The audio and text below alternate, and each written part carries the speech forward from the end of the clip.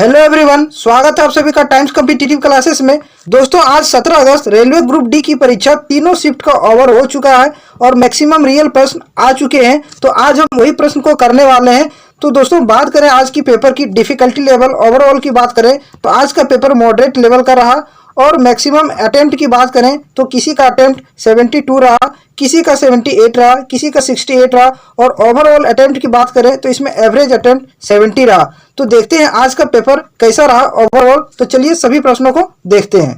तो स्टार्ट करते हैं 17 अगस्त फर्स्ट शिफ्ट में जो करंट अफेयर जीके और साइंस के प्रश्न पूछे गए थे उसको करते हैं। तो पहला देखिए क्या पूछा था, एड्स का फुल फॉर्म क्या होता है। तो एड्स का पूरा नाम है acquired immune deficiency syndrome, AIDS का पूरा नाम है। अगला सवाल देखिए क्या पूछा था। नेक्स्ट सवाल करंट अफेयर से पूछा था, 2021 वर्ल्ड चैंपियनशिप कुश्ती में रजत पदक किसने जीता था। अंशु मलिक 2021 में वर्ल्ड चैंपियनशिप में रजत पदक जीता था। एक ये सवाल था करंट अफेयर से। अगला देखिए क्या है, जैन धर्म में जीन का अर्थ क्या होता है। तो जैन धर्म में जीन शब्द का क्या अर्थ होता है, तो विजेता होता है। आप इसको ध्यान में रखिए, एक ये प्रश्न पूछा था।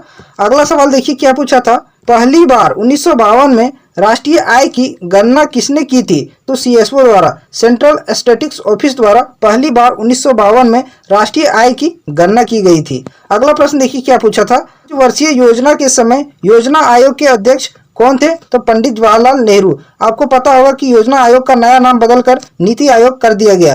तो नीति आयोग के अध्यक्ष कौन होते हैं, प्रधानमंत्री होते हैं। तो उसी तरह योजना आयोग के भी अध्यक्ष प्रधानमंत्री उस समय के होंगे। तो अगला सवाल देखते हैं। तो अगला सवाल देखते हैं क्या पूछा था, उष्णकटिबंधीय सदाबहार वन किस जगह पाई जाती है। तो ऑप्शन जो हमको मिल पाया है, एक था केरल, उत्तर प्रदेश, गुजरात। तो इसका सही जवाब हो जाएगा केरल। केरल में उष्णकटिबंधीय सदाबहार वन पाई जाती है। अगला सवाल देखिए, चखाओ त्योहार, एक इससे पूछा था फेस्टिवल से। तो ये मणिपुर में मनाया जाने वाला फेस्टिवल है चखाओ। अगला देखिए क्या था, नमक कानून तोड़ने के लिए 1930 में कौन सा आंदोलन हुआ था। तो आप देखिएगा दांडी मार्च। दांडी मार्च 1930 में हुआ था नमक कानून को तोड़ने के लिए। ये ऑप्शन में था, तो इसका राइट आंसर दांडी मार्च हो जाएगा। अगला सवाल देखिए, अगला सवाल क्या पूछा था कि अनंत नागेश्वर राव से पहले मुख्य आर्थिक सलाहकार कौन थे। तो कृष्ण मूर्ति थे। अभी वर्तमान में भारत के मुख्य आर्थिक सलाहकार कौन है, अनंत नागेश्वर राव हैं। इससे पहले कौन थे, कृष्ण मूर्ति थे। यह सवाल पूछा था। नेक्स्ट सवाल था, राजीव गांधी खेल रत्न का नाम बदलकर मेजर ध्यानचंद कब रखा गया। तो 2021 में राजीव गांधी खेल रत्न का नाम बदलकर मेजर ध्यानचंद कर दिया गया है। अगला सवाल देखिए, अगला सवाल क्या पूछा था। नेक्स्ट सवाल था, नए लोकपाल कौन है। भारत के नए लोकपाल कौन बने, प्रदीप कुमार मोहंती। प्रदीप कुमार मोहंती भारत के नए लोकपाल बने। ये करंट अफेयर से ये सवाल पूछा गया था। अब आते हैं साइंस से, देखते हैं जो साइंस में प्रश्न पूछे गए थे उसको देखते हैं कि कौन कौन सा प्रश्न पूछा गया था। तो फर्स्ट क्वेश्चन देखिए, न्यूलैंड्स पीरियोडिक टेबल में पहला व अंतिम तत्व क्या है। तो पहला तत्व क्या है, हाइड्रोजन है और अंतिम थोरियम है न्यूलैंड्स पीरियोडिक टेबल में। एक ये सवाल पूछा था पीरियोडिक टेबल से। दूसरा सवाल क्या पूछा था, फोटोग्राफी में कौन सा तत्व का प्रयोग किया जाता है। तो आपको पता होगा फोटोग्राफी में सिल्वर ब्रोमाइड का प्रयोग किया जाता है। एक ये सवाल पूछा गया था। अगले सवाल पर आते हैं और अगला सवाल देखते हैं क्या पूछा था, जिप्सम को गर्म करने पर क्या मिलता है। तो जिप्सम को जब हम गर्म करते हैं तो प्लास्टर ऑफ पेरिस बनता है। आप इसको पता होगा। ये सवाल एक पूछा था।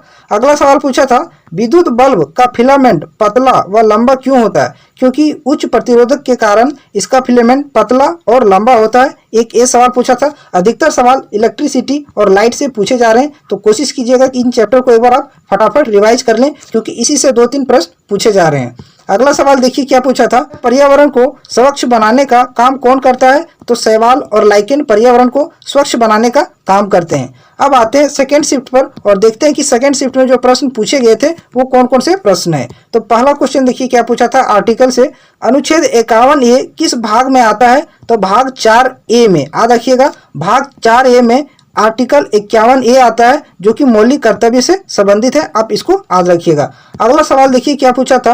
अगला सवाल है, बसवाराज बम्बई द्वारा एक योजना शुरू किया गया है, उसमें एक योजना का नाम दिया हुआ था और पूछा था घुमा के कि ये किस राज्य के मुख्यमंत्री है। वो सीधे नहीं पूछा था कि बसवाराज बम्बई किस राज्य के मुख्यमंत्री हैं, उसमें पूछा था एक योजना का नाम दिया हुआ था और इस योजना को इस मंत्री द्वारा शुरू किया गया है और ये किस राज्य के मुख्यमंत्री हैं। तो कर्नाटक के मुख्यमंत्री हैं बसवाराज बम्बई। अगला सवाल है दूषित जल, यहाँ जल होगा, दूषित जल से कौन सा रोग फैलता है। तो ऑप्शन में अगर यदि डायरिया होगा, पीलिया होगा तो इसका राइट आंसर हो जाएगा। तो डायरिया भी दूषित जल से फैलता है और पीलिया भी दूषित जल से फैलता है। इसका सही आंसर नहीं मिल पाया है कि ऑप्शन में क्या आया था। अगर यदि ये ऑप्शन में होगा तो इसका राइट आंसर यही होगा। अगले सवाल पर आते हैं। अगला सवाल देखते हैं क्या पूछा था। 2022 के आंकड़ों के अनुसार सबसे ज्यादा बेरोजगारी किस राज्य में है? तो ऑप्शन में था राजस्थान, हरियाणा, यूपी और पंजाब। तो हरियाणा में सबसे ज्यादा बेरोजगारी है 2022 के आंकड़ों के अनुसार। करंट अफेयर से ये सवाल पूछा गया था। अगला सवाल था अमरकंटक पहाड़ी से कौन सी नदी निकलती है? तो ऑप्शन में एक था नर्मदा। तो नर्मदा नदी जो है वो अमरकंटक की पहाड़ी से निकलती है। अगले प्रश्न पर आते हैं और अगला सवाल देखते हैं क्या पूछा था। HDI इंडेक्स 2022 में भारत का रैंक क्या है? ह्यूमन डेवलपमेंट इंडेक्स में भारत का रैंक क्या है 2022 में? तो 131 है। एक ये प्रश्न पूछा था रैंक से, तो याद रखिएगा। अगला सवाल पूछा था इंडियन म्यूजियम एक्ट कब लागू हुआ था? तो भारतीय संग्रहालय अधिनियम कब लागू हुआ था? 1910 में लागू हुआ था। देखिए प्रश्न कितना टेढ़ा पूछा है, कितना पुराना सवाल पूछा है। अगले सवाल पर आते हैं और अगला सवाल देखिए क्या पूछा था। आर्टिकल 279A किससे संबंधित है? तो ये GST से संबंधित है, गुड्स एंड सर्विस टैक्स से संबंधित है आर्टिकल 279A। अगला सवाल देखते हैं। अगला सवाल क्या पूछा था। मासिन राम किस पहाड़ी की तरफ है? तो मासिन राम आपको पता होगा ये मेघालय में है और ये खासी पहाड़ी की तरफ है, याद रखिएगा। एक ये सवाल पूछा था। अगला सवाल था नवरोज त्योहार किसके द्वारा मनाया जाता है? तो पारसी धर्म के लोगों द्वारा नव वर्ष के रूप में नवरोज त्योहार मनाया जाता है। एक ये सवाल पूछा था। अगला सवाल देखिए क्या पूछा था कि poverty and un British rule in India founded by दादा भाई नौरोजी द्वारा poverty and un British rule in India खोजा गया था। अगला सवाल देखिए क्या पूछा था। नेक्स्ट क्वेश्चन पूछा था ग्रीन हाइड्रोजन परियोजना मध्य प्रदेश के किस जिले में शुरू किया गया है? तो याद रखिएगा गुना जिले के मध्य प्रदेश में ग्रीन हाइड्रोजन परियोजना की शुरुआत की गई। ये करंट अफेयर से सवाल था। अगला सवाल देखिए क्या पूछा था। संघाई हिरन कहाँ पाया जाता है? तो मणिपुर में संघाई हिरन पाया जाता है। एक ये प्रश्न पूछा था। तो बहुत ऐसे प्रश्न दिए गए थे जो करने लायक थे और बहुत ऐसे भी प्रश्न थे जो एग्जाम में फंसा रहे थे। अगला क्वेश्चन देखिए क्या पूछा था। हाजी अली की दरगाह कहाँ स्थित है? तो मुंबई महाराष्ट्र में हाजी अली की दरगाह स्थित है। एक इससे सवाल पूछा था। अगला सवाल देखिए क्या पूछा था। इनमें से कौन सा गलत है? तो इधर राज्य दे रखा था और इधर उससे संबंधित भाषा दे रखी थी। तो केरल के सामने कन्नड़ था, मेघालय के सामने खासी और आंध्र प्रदेश के सामने तेलुगु। तो आंध्र प्रदेश में तेलुगु भाषा बोली जाती है, ये सही है। मेघालय में खासी, ये भी सही है। लेकिन केरल में कन्नड़ भाषा नहीं, यहाँ मलयालम चलता है। मलयालम भाषा केरल में चलता है, तो याद रखिएगा। तो ये गलत हो जाएगा, इसका राइट आंसर हो जाएगा केरल। अगला सवाल देखिए क्या पूछा था।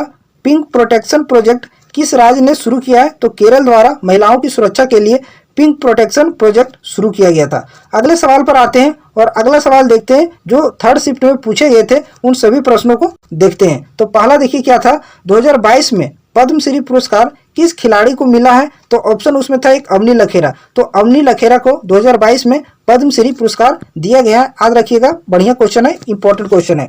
अगला देखिए क्या पूछा था। उपनिषद शब्द में उप शब्द का क्या अर्थ होता है? तो उप शब्द का अर्थ अगर यदि ऑप्शन में निकट दे रखा होगा या फिर पास दे रखा होगा तो इसका राइट आंसर यही होगा। उप का मतलब होता है निकट या पास। एक इससे प्रश्न पूछा था। अगला सवाल देखिए क्या पूछा था। संविधान कब लागू हुआ था? इससे एक सवाल था। तो 26 जनवरी को संविधान लागू हुआ था। डेट पूछ रखा था, तो 26 जनवरी इसका राइट आंसर हो जाएगा। अगला सवाल पूछा था 2011 के जनगणना के अनुसार 8.6% कौन सी भाषा बोली जाती है? तो ऑप्शन था मराठी, बंगाली, गुजराती। तो 2011 का जो सेंसस है उनके अनुसार 8.6% बंगाली भाषा बोली जाती है। इसका राइट आंसर हो जाएगा बंगाली। अगले सवाल पर आते हैं और नेक्स्ट सवाल देखते हैं क्या पूछा था। समुद्र का रंग नीला क्यों दिखाई देता है? तो प्रकीर्णन के कारण समुद्र का रंग नीला दिखाई देता है। स्कैटरिंग ऑफ लाइट के कारण समुद्र का रंग नीला दिखाई देता है। अगला सवाल देखिए इलेक्ट्रिसिटी से पूछा था। इलेक्ट्रिसिटी का कॉमर्शियल यूनिट क्या है? तो किलोवाट प्रति घंटा इलेक्ट्रिसिटी का कॉमर्शियल यूनिट है। इससे एक सवाल पूछा था। अगला सवाल देखिए क्या पूछा था। दुर्लभ रोग दिवस कब मनाया जाता है? रेयर डिजीज डे कब मनाया जाता है? तो 28 फरवरी को। इससे एक सवाल था। अगला सवाल देखिए किस पैरा एथलीट को मेजर ध्यानचंद पुरस्कार दिया गया है? मनीष नरवाल। ऑप्शन में था मनीष नरवाल को पैरा एथलीट में मेजर ध्यानचंद का पुरस्कार दिया गया है। इससे एक सवाल पूछा गया था। नेक्स्ट सवाल देखिए क्या पूछा था।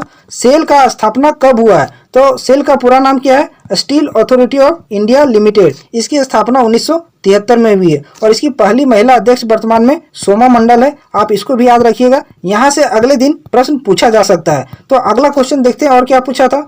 पंचायती राज व्यवस्था किस संविधान संशोधन में लागू हुआ था? तो 73वां संविधान संशोधन के तहत पंचायती राज व्यवस्था शुरू किया गया था? एक ये सवाल था। अगले सवाल पर आते हैं। नेक्स्ट सवाल देखते हैं क्या पूछा था। कौन सा भाग मानव शरीर में रीजनरेट कर लेता है, मीन्स पुनर्विकास कर लेता है? तो लीवर। याद रखिएगा, लीवर इसका राइट आंसर हो जाएगा। तो ये थे जो 17 अगस्त को तीनों शिफ्ट में प्रश्न पूछे गए थे, जो सारे रियल प्रश्न थे। फिर मिलते हैं आपको पूरे शिफ्ट के प्रश्नों के साथ। अगर यदि चैनल अभी तक आप लोगों ने सब्सक्राइब नहीं किया है तो चैनल सब्सक्राइब कर लीजिए। यहाँ आपको हर पल का अपडेट मिलते रहेगा। चलिए फिर मिलते हैं अगले वीडियो में।